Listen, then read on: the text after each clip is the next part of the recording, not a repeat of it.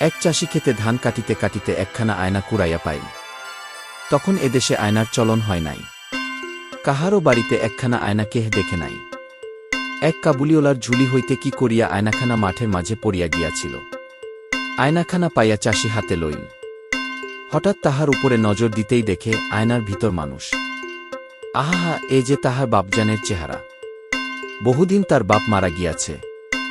আজ বড় হইয়া চাষির নিজের চেহারাই তার বাপের মতো হইয়াছে। সব ছেলেই বড় হইয়া কতকটা বাপের মতো চেহারা পায়। তাই আয়নায় তাহার নিজের চেহারা দেখিয়াই চাষি ভাবিল সে তাহার বাবাকে দেখিতেছে।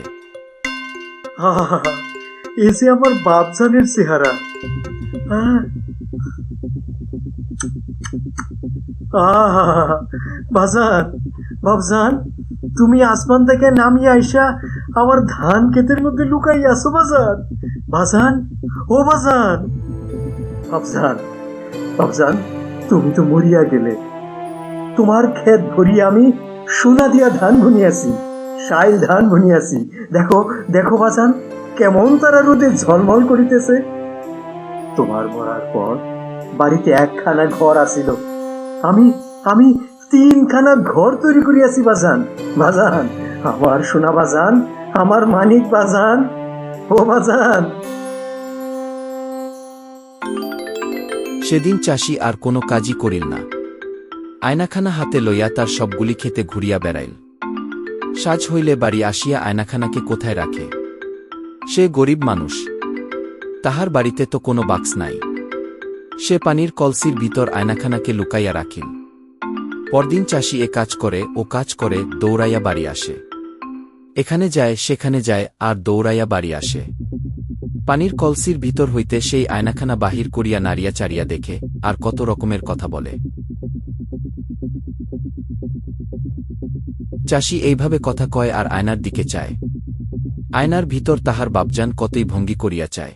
বাজান, আমার বাজান, তোমারই একলা রাখি আমি এ কাজে যাই ও কাজে যাই, তুমি রাগ করিও না। দেখো বাজান, যদি আমি ভালো মতো কাম কাজ না করি তবে আমরা খাইব কি?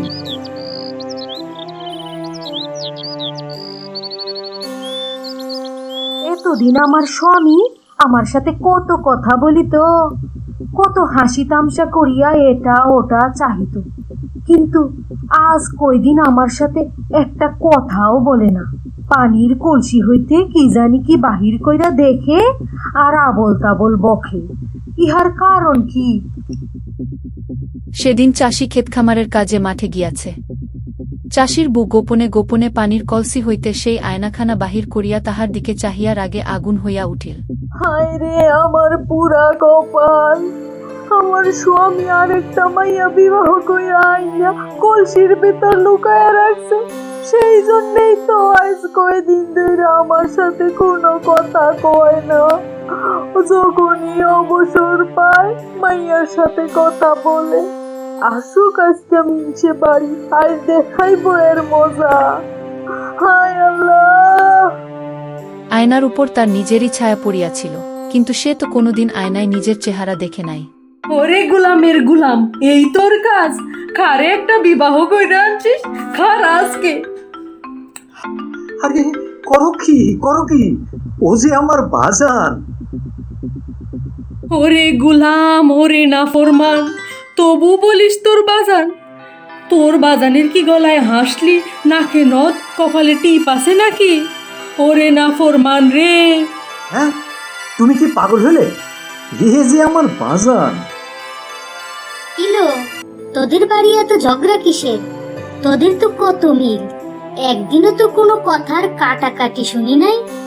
দেখো বুবুজান, আমাদের মিনসে আরেকটা বিবাহ কইরা আনিয়া পানির কলসির ভিতর লুকায়া রাখছিল। ওই সতীনকে আমি পা দিয়া ফিসিয়া ফেলিব না? সে মনে করিল তার স্বামী আর একটি মেয়েকে বিবাহ করিয়া আনিয়া এই পানির কলসির ভিতর লুকাইয়া রাখিয়াছে। সেই জন্য আজ কয়দিন তার স্বামী তার সাথে কোনোই কথা বলিতেছে না। আরে, এ তো দেখি তোর চেহারা, আর সাথে একজন কার চেহারাও যেন দেখতে পাইতেছি। হ্যাঁ, কি বলেন বুবুজান? আরে, এর ভিতরে তো আমার বাপজানের চেহারা। এই কথা এ গায়ে সে গায়ে রটিয়া গেল। এদেশ হইতে ওদেশ হইতে লোক ছুটিয়া আসিল সেই জাদুর তেলেছমাতি দেখিতে। তারপর ধীরে ধীরে লোকে বুঝিতে পারিল সেটা আয়না। সাবস্ক্রাইব করে পাশে থাকিবেন। ধন্যবাদ।